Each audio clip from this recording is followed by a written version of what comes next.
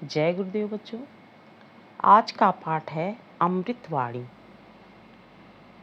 अमृतवाणी श्री कबीर दास जी के नीति कथनों के माध्यम से मानव का मार्ग प्रशस्त किया है।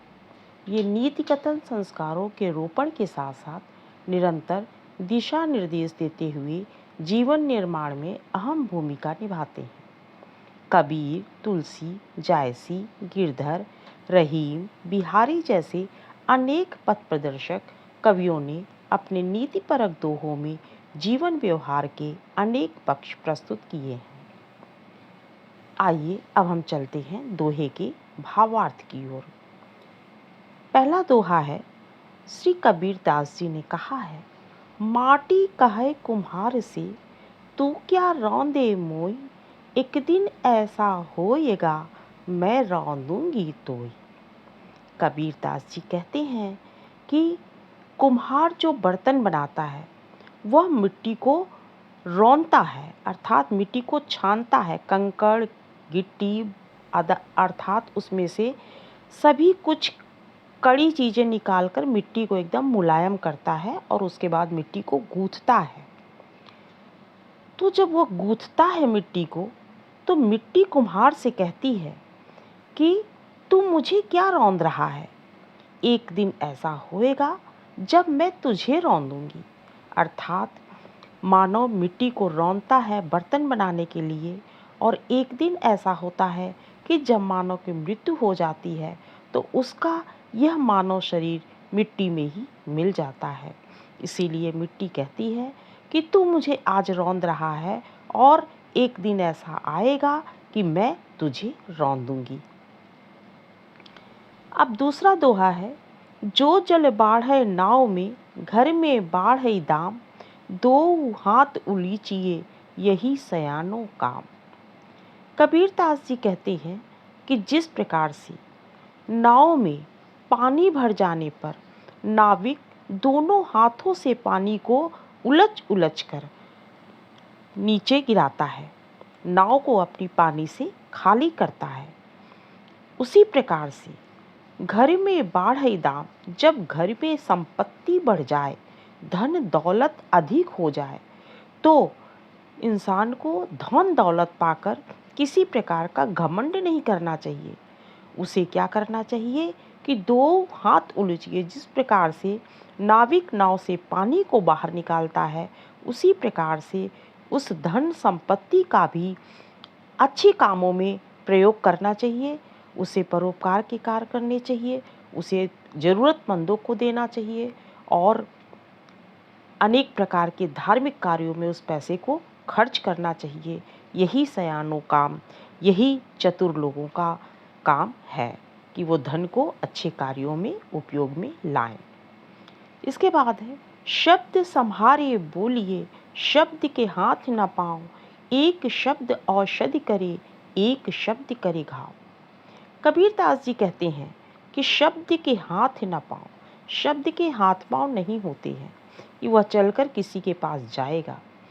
शब्द संभारे बोलिए, शब्द बहुत ही संभाल कर बोलना चाहिए, बहुत ही सोच विचार कर बोलना चाहिए, क्योंकि एक शब्द औषधि करी। अगर हम मीठे शब्द बोलते हैं तो वह औषधि का काम करता है कि किसी का दुखी हृदय भी प्रसन्न हो जाता है। हमारी बातों से, हमारे सांत्वना भरे शब्दों से किसी को बहुत लाभ होता है और उसे उसका दुखी मन सुख में बदल जाता है। एक शब्द करे घाव। और यदि हम किसी को कड़वे वचन बोलते हैं, कटु शब्द बोलते हैं, तो वह इंसान को कष्ट पहुंचाता है, इससे वह दुखी हो जाता है, जैसा कि किसी को घाव हो। इसीलिए कबीर दास जी ने कहा है, शब्द संभारे बोलिए, शब्द को बहुत ही संभाल कर सोच विचार कर बोलना चाहिए, क्योंकि शब्द के हाथ न पाँव, शब्द के हाथ पाँव नहीं होते हैं। एक शब्द औषधि करे, एक प्रकार का शब्द अर्थात मीठा शब्द किसी को औषधि का काम कर देता है, उसको प्रसन्नता प्रदान करता है। एक शब्द करे घाव, और एक कड़वा शब्द जो कि किसी को घाव कर देता है, उसको दुख पहुंचाता है। नदिया जल को लाभई, समुंदर लागी आग, मच्छी बिरछा चढ़ गई, उठ कबीरा जाग। अब इस दोहे में कबीरदास ने बताया है कि समुंदर लागी आग, विषय वासनाओं रूपी हमारे अंतःकरण में जो अनेक प्रकार के विषय वासनाओं रूपी समुद्र में विरह की अग्नि लग गई है। अर्थात हमारे अंतःकरण में तरह तरह की विषय वासनाएं होती हैं, जो एक अथाह समुद्र की भांति है। उसमें विरह की अग्नि लग गई है, अर्थात हमें सांसारिक आसक्तियों से विरह हो जाती है। तब क्या होता है, इसके फलस्वरूप विषय विकारों को पोषण देने वाली रूपी नदी, जैसे कि लोभ, मोह, माया आदि, यह सब जलकर नष्ट हो जाती है। नदियाँ जल कोयला भई, अर्थात विषय वासनाओं रूपी समुद्र में जब विरह रूपी अग्नि लग जाती है, तब विषय वासनाओं को पोषण देने वाली रूपी नदी जलकर नष्ट हो जाती है। फिर क्या होता है, मच्छी बिरछा चढ़ गई। विरह की इस अग्नि में जीव आत्मा रूपी मछली का आश्रय स्थान छूट जाने पर, जब विरह की अग्नि लग जाती है, जब सांसारिक विषयासक्ति से विरह हो जाता है, तब क्या होता है, तब जीवात्मा रूपी जो मछली है उसका स्थान वहाँ से छूट जाता है।